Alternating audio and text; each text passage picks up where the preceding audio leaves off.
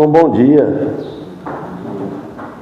a todos e os que ouvem também na live. Que Deus nos abençoe mais uma vez nesse culto que estamos iniciando. No estudo da palavra, esqueci de escrever na luz, vou até apagar aquela, Marcos, capítulo 4. Já terminamos capítulo 3, o Evangelho de Marcos, capítulo 4, versículo 1. E nós vamos peço a orientação de Deus, que Ele nos ajude, principalmente a mim também. Já estudei um pouco hoje cedo também esse assunto. E pedi-me em favor mais uma vez o aniversário do pastor Antônio Carlos Dias. Hoje é o dia de aniversário dele, completando mais um ano de vida. Pedimos que Deus abençoe a saúde dele, né? Que ele possa viver de acordo com a vontade de Deus, o tempo que Deus queira, que Deus dá o tempo para tudo, né? De vida, para nós, saúde. E também pedimos em favor do Monivaldo, que está lá na Austrália também, que ligou ontem para mim. Que abençoe ele lá também, de acordo com a vontade de Deus. Pedimos também em favor dos irmãos que não puderam vir, aqueles que estão em fraqueza espiritual, ou trabalhando, ou doentes. E a nossa família, também a família de nossos filhos, nossos irmãos consanguíneos, e as igrejas também. E o irmão Ari lá, que toda vez que eu prego, ele curte lá, a gente vê, compartilha. O irmão Ari, lá da igreja de Sul de Benúcio. Pedimos em favor daquelas igrejas todas, da igreja Pereira Barreto, o irmão Márcio, e também lá o pastor Marcelo Lima, também que nós ficamos conhecendo ele também. Os demais pastores da região também, pastor Natalino, pastor Antoninho, Fabiano, e vários, pastor Serginho, Sérgio Balbo, pastor Gilberto, tem vários, né? E lá de São Paulo também, em todos os lugares. A irmã Maria também está lá viajando também. E logo breve ela está junto de nós. Então vamos orar. Amado Deus e Pai, primeiramente, pedimos perdão pelos nossos pecados, Senhor. E sabemos que o Senhor é misericordioso em tudo. Nos exorta a todo momento, através da Tua palavra, a andar nos Teus caminhos cada vez melhor, procurar errar menos, que nós procuraremos acertar mais o alvo, que é Cristo Jesus, andar sempre no caminho dEle, e não no nosso próprio caminho do mundo. Pedimos a favor agora, a favor da Tua palavra, meu favor, e os que vão ouvir, pedimos em favor dos hinos também que vamos cantar. Tudo isso nós pedimos em nome de Teu Filho, Jesus Cristo, e agradecemos em nome dEle. Amém. Vamos louvar a Deus.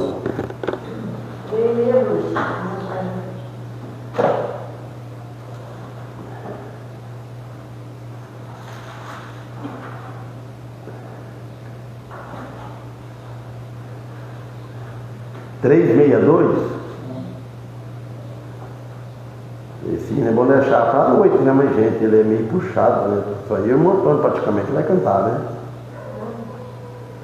Escolhe de outro, irmão Antônio, deixa ele na mesa. Porque cedo do cavalo, né? Sempre melhor. Porque é um hino mais baixo, mais tranquilo, né? Esse hino é bem alto, é muito bonito. Vamos cantar o hino 1, então. O hino 1. É um hino mais lento, mais fácil. Hino 1.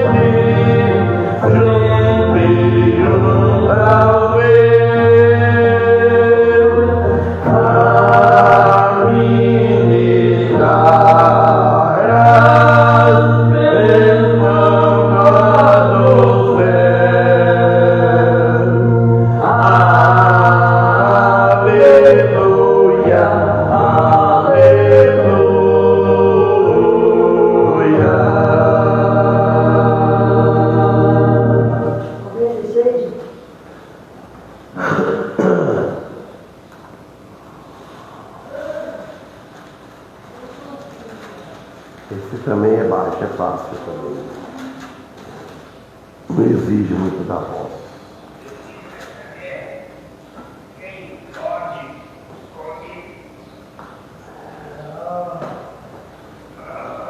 Ainda vou baixar o tom dele para mim bemol.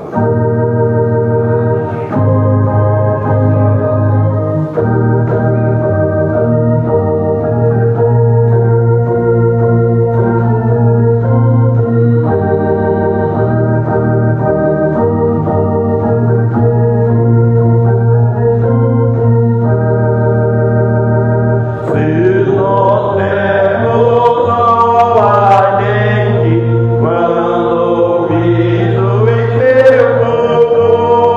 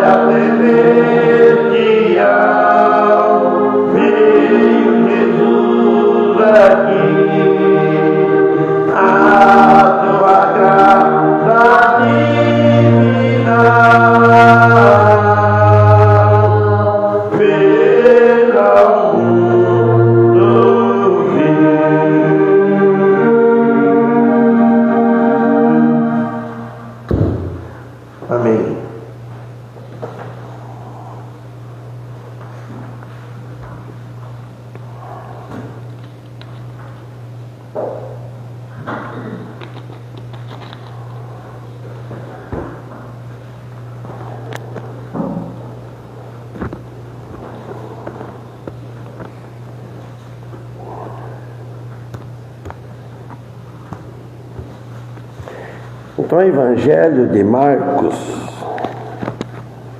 capítulo 5, vamos ler do 1 até o 6. 4, né? Hã? 4. Capítulo 5. O 4 foi terminado. Menos que está marcado. Eu vou olhar, mas bem lá, mas parece que está marcado o capítulo embaixo lá que eu terminei.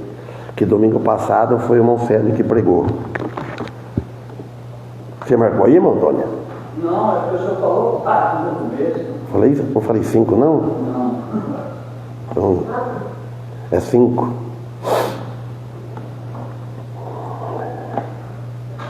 Perdão. Todos acharam, né? E chegaram ao outro lado do mar, a província dos Gadarenos. E saindo ele do barco, lhe saiu logo ao seu encontro dos sepulcros um homem com espírito imundo, o qual tinha sua morada nos sepulcros, e nem ainda com cadeias o podia alguém prender, porque tendo sido muitas vezes preso com grilhões e cadeias, as cadeias foram por ele feitas em pedaços, e os grilhões em migalhas, e ninguém o podia amansar. E andava sempre de dia e de noite, clamando pelos montes e pelos sepulcros, e ferindo-se com pedras. E quando viu Jesus ao longe, correu e o adorou.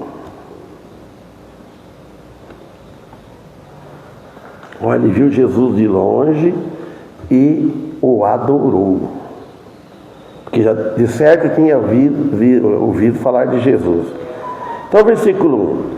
Eles chegaram ao outro lado. Chegaram aqui, o pessoal, ao outro lado do mar. A província dos Gadarenos. O nome é Gadarenos, que na cidade chama. Por que fala Gadarenos?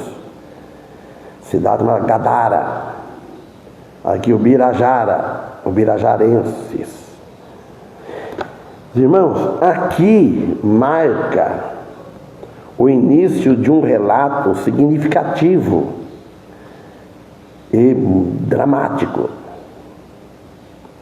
sobre o encontro de Jesus com um homem endemoniado na região dos Gadarenos. E quando Jesus encontrava com alguma pessoa, sempre a pessoa ficaria melhor. Porque quando Jesus encontra, porque a pessoa procurou, viu Jesus, no caso ele viu Jesus e adorou. E hoje, quantos será que estão encontrando com Jesus? Quantos hoje que estão adorando Jesus?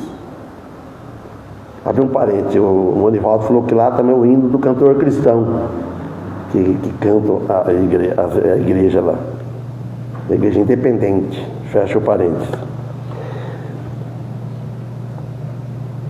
Este incidente não é simplesmente uma anedota, mas demonstra o poder de Jesus sobre o mal. Jesus é poderoso, mas mais que nós imaginamos. E também Jesus tinha, quando ele andava, e tem muita compaixão, quer dizer, misericórdia pelos sofredores, preso no maligno, que está vivendo nas trevas. E a sua natureza e da sua missão redentora. A missão de Jesus que veio aqui é para salvar, redimir o homem, não importa a situação que estejam, como o caso desse homem aqui. Então a frase "chegaram ao outro lado do mar" indica uma mudança geográfica, e mudaram o lugar onde estavam para o outro lado. Então eles mudaram. E simbolicamente uma transição para um novo cenário de ministério, num território espiritualmente desafiador. Quando Jesus ele andava, ele encontrava muito desafio. E nós cristãos também, na nossa caminhada, nós encontramos muitos desafios. Só que Jesus, ele não tinha desafio difícil para ele vencia todos os obstáculos, porque ele era Deus, que parecia para ele.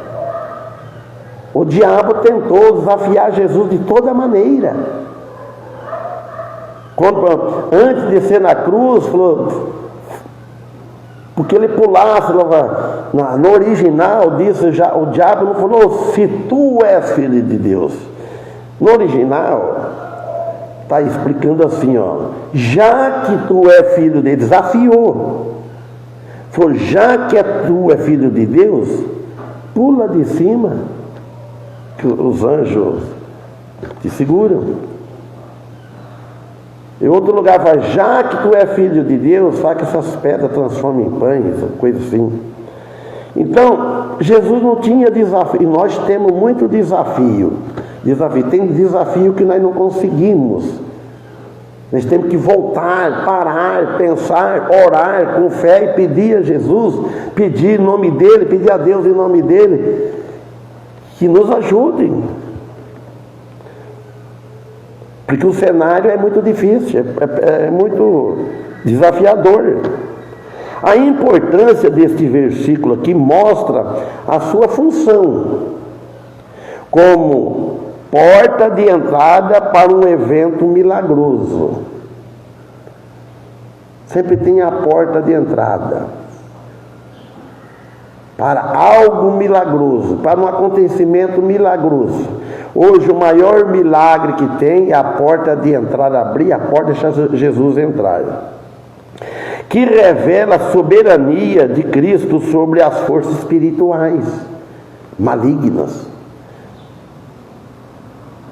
Jesus está sobre tudo. Quem tem Jesus tem tudo. Quem tem Jesus, ele vence o mundo. Jesus venceu essas coisas. Então a região dos Gadarenos, localizada na Decápole, era conhecida por sua população diversificada, incluindo gentios e judeus. Essas duas raças tinha. Diversas pessoas, diversas raças. Decápole era uma região de 10 cidades, majoritariamente gentílicas, situada ao leste do Mar da Galileia, aonde que Jesus andava. O Brasil não existia naquele tempo, muitos países não existiam. Aonde que Jesus andou? Diz também que a grande tribulação, o anticristo vai lá, eles vão sofrer muito mais. O mundo todo vai, mas lá vai ser o pior, naquela região. Aproximadamente com culturas pagãs. Provavelmente contribuiu para uma maior prevalência de crenças e práticas oculísticas, explicando em parte a presença de um homem possesso de muitos demônios. Quando fala legião, não sabe quantos milhares, milhões de anjos, de demônios, anjos demoníacos.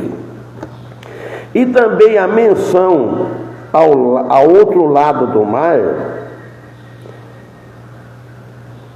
nos remete ao Mar da Galileia, um lago que representava uma fronteira geográfica, em alguns aspectos uma fronteira cultural e espiritual, separando o ministério de Jesus entre Judeia e as regiões gentílicas.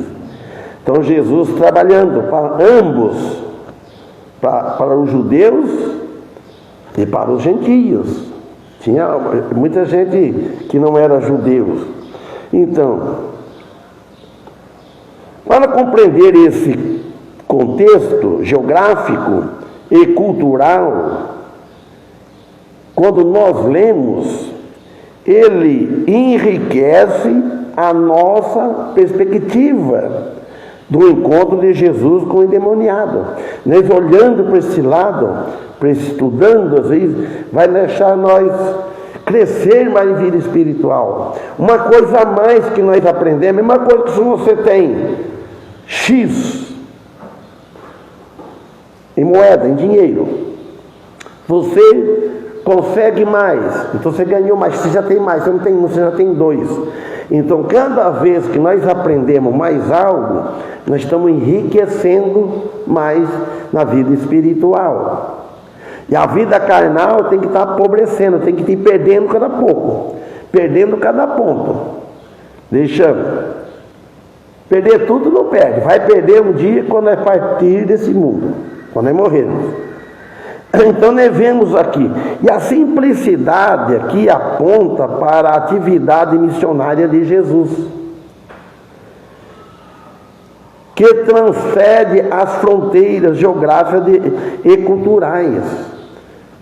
Jesus não tinha, era tudo para ele. Ele não ia sobre cultura de pessoa, mais rico, mais pobre, mais sábia, menos sábia. Ou pessoas boas, pessoas más, que perante Deus não são más.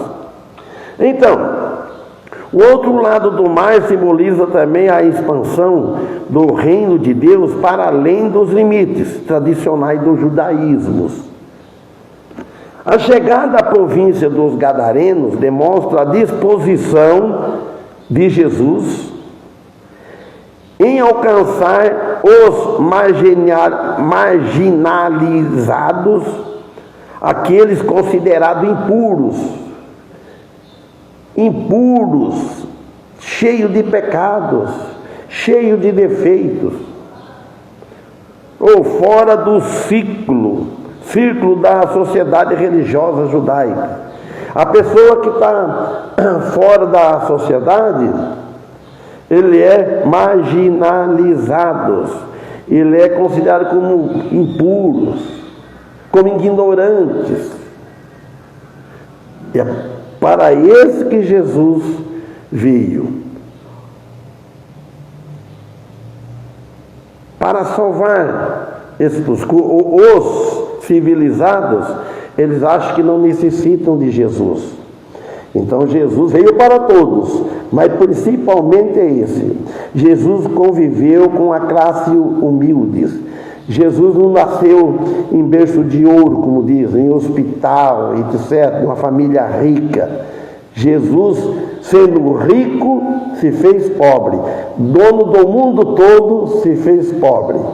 Diz que o mundo tinha lugar, morada para todos, mas não tinha morada para o Filho de Deus. Para todos tinha morada. Ele olhava para as aves, elas tinham seu ninho, eles olhavam para o tudo tem morada. Mas o Filho do Homem não tinha onde reclinar a cabeça.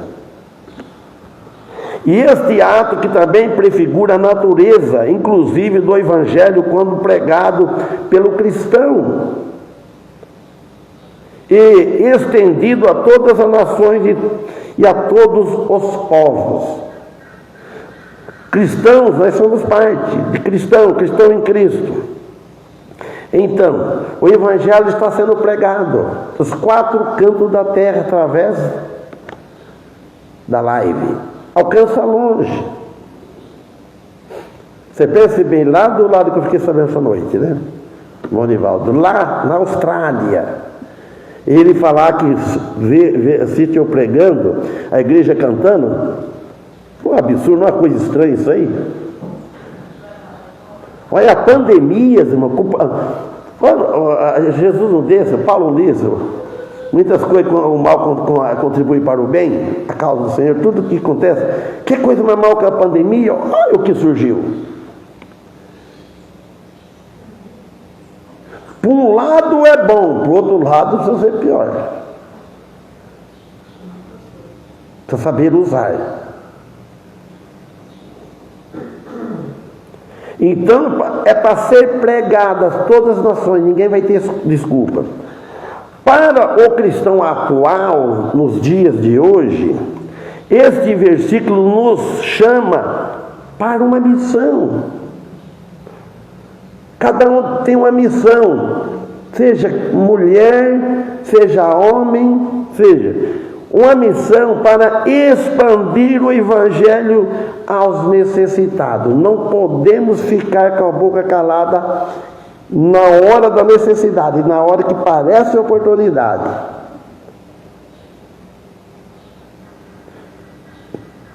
Aos perdidos, independentemente de suas origens ou circunstâncias, que nós devemos. Não olha para a origem da pessoa, não olha para a religião da pessoa, não fale de religião. Agora você vai pregar nas casas, por exemplo, você vai criticar a religião? Fala de Cristo, mas fala com clareza. A soberania, abriu um parênteses, eu contei em tantos lugares, gostei daquele, como o Antônio falou que estava vindo na rua, tinha alguém pintando e tal, aquelas coisas que eu não vou entrar em detalhes, que os outros podem ouvir também, né? Que eu preciso cuidar quando ele quebra outra perna sua, hein? Então eu falo e já acho interessante isso, o irmão Antônio, ele é muito ousado, ele não deixa passar mesmo, e o jeito dele falar. Escutou o rapaz falar assim, diz que o inferno é aqui mesmo. Ele falou, o inferno é aqui, mas você não quer sair dele, né? Você não quer sair daqui. Então, fala que o inferno é aqui, mas ninguém quer sair daqui, ninguém quer morrer. Então, a soberania de Deus manifesta na capacidade de Jesus de expulsar demônio, e ninguém mais tem esse poder. Deus nos dá esse poder. Irmãos, nós sabemos, Deus tem poder para curar, mas Deus não usa o método hoje que Ele usou com os apóstolos e discípulos, e que Jesus usou. Porque se Deus desse o poder hoje para um pastor, para um irmão, que nem eles tinham, que nem Pedro, que basta a sombra deles, você imagina só, e a fé da pessoa, você ia nos hospitais, você ia naquele que está encamado lá, que está com o cunhado lá da Mãos Marina, eu fiz oração para ele, orei lá, preguei. Agora, se eu tivesse dito, meu amigo, levanta daí, pronto, sai. Levanta. A pessoa fala, corre a notícia, ou combina alguma coisa, ou paga um cachê. A pessoa vem lá com muleta, vem lá com coisa. Se fosse assim, ele curava a própria e a saúde dele também. Então, Deus tem poder para curar, ninguém nega. Deus é poderoso.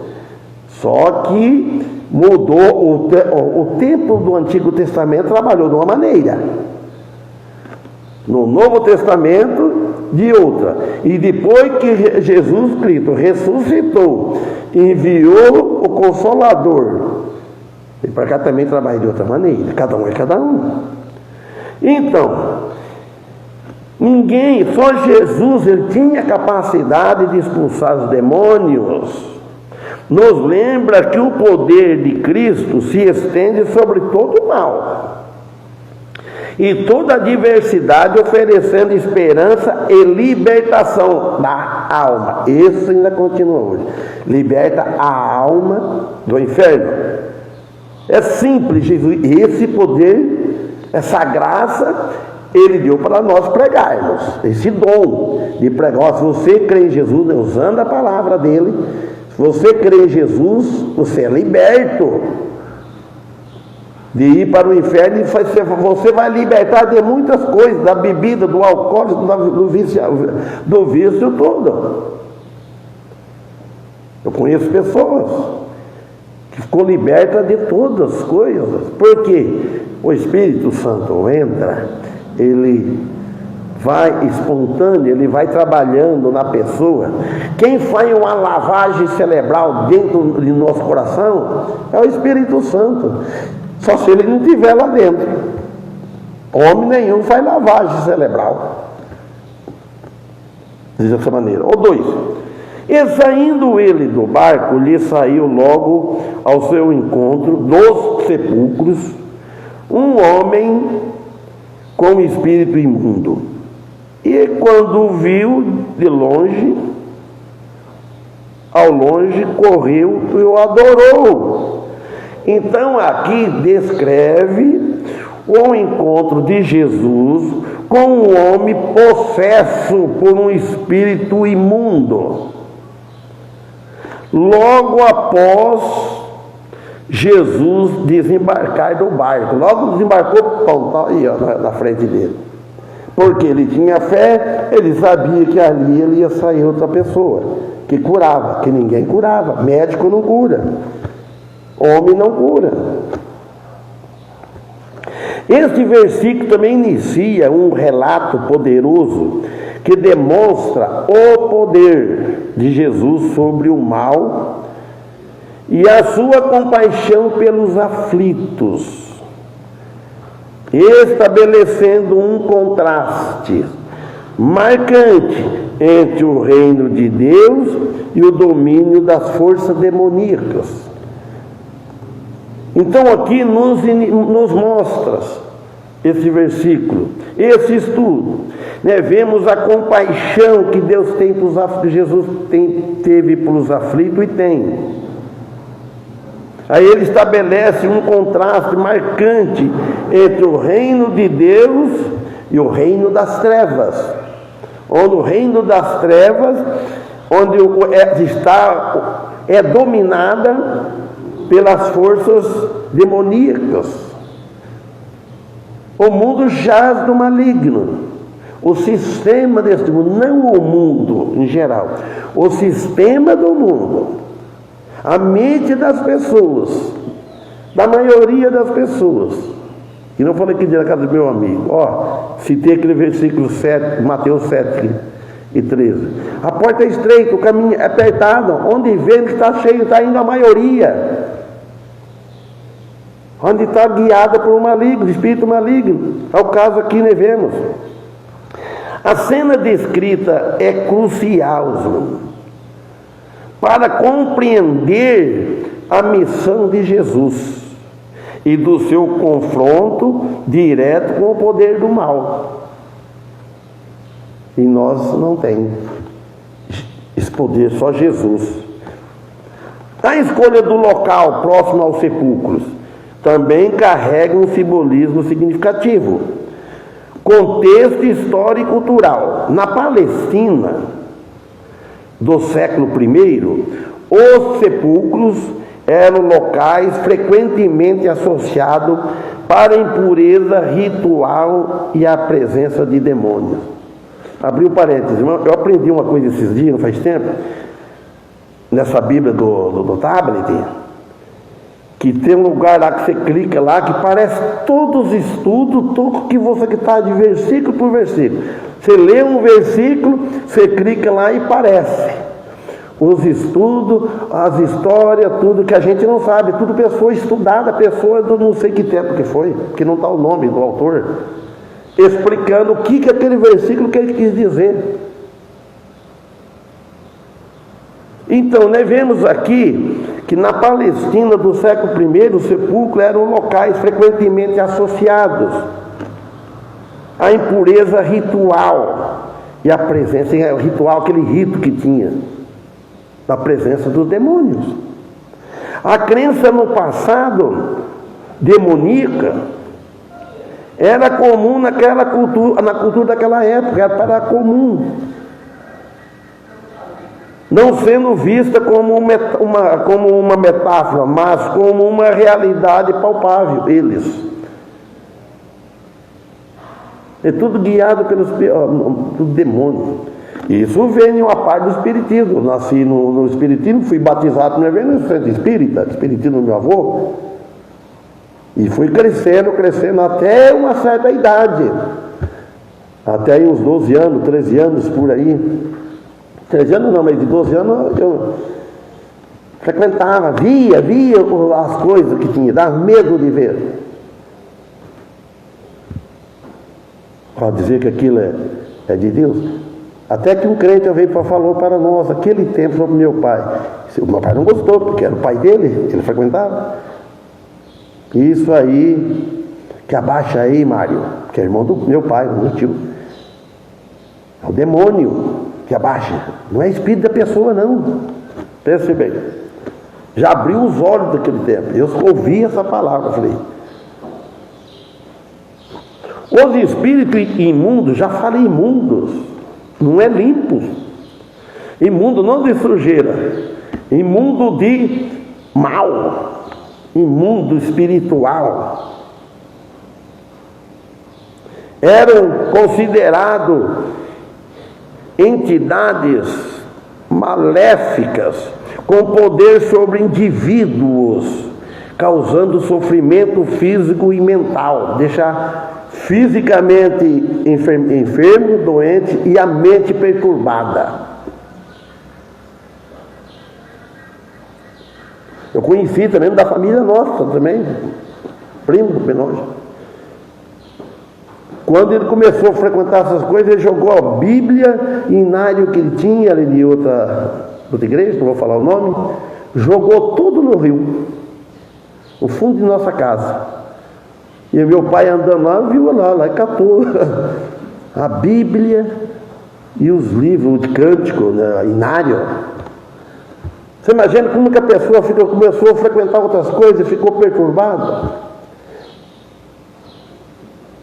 Apesar que eu queria frequentar não é espiritismo, não quero falar disfarçado, né? Então, a proximidade do homem possesso aos sepulcros reforça a imagem de marginalização social na vida física e na vida espiritual, refletindo a condição de abandono e sofrimento, muitas vezes associada à doença mental naquela época. Isso vem até hoje. A descrição imediata do encontro de Jesus saiu logo. Enfatiza a urgência e a iniciativa do homem possesso de demônio, demonstrando a intensidade da sua condição e o poder do mal que o dominava. Então Jesus olhou, mostrou tudo isso, que ele está dominado pelo mal. Uma coisa intensa, uma coisa que homem nenhum cura. Do ponto de vista teológico do cristianismo, este versículo revela o poder absoluto de Jesus Cristo sobre as forças demoníacas. E nós, irmãos, com o poder da oração, nós com fé na oração, nós não somos nada, mas nós temos uma arma de proteção, para dar prevenido.